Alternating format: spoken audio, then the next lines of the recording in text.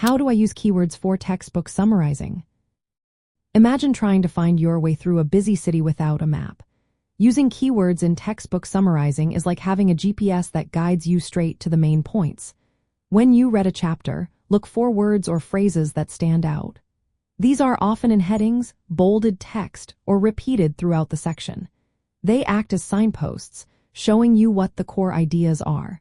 Skim through the chapter first to spot these keywords. Once you have them, think of them as anchors that hold the main ideas in place.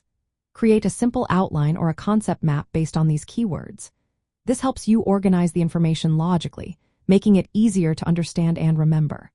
When you write your summary, include these keywords to highlight the most important points.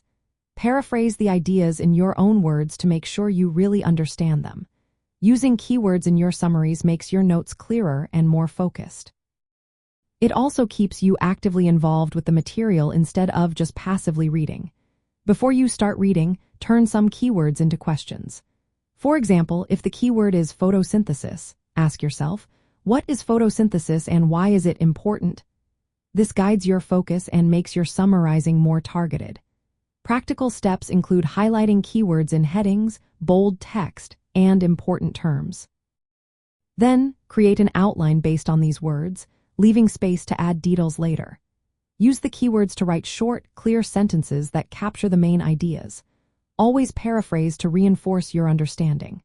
Afterward, review your summary to check if the keywords still accurately representing the chapter's main ideas. This process helps you learn faster and retain more.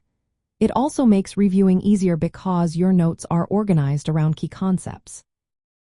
Remember, focusing on keywords turns a long, complicated chapter into manageable, bite-sized pieces.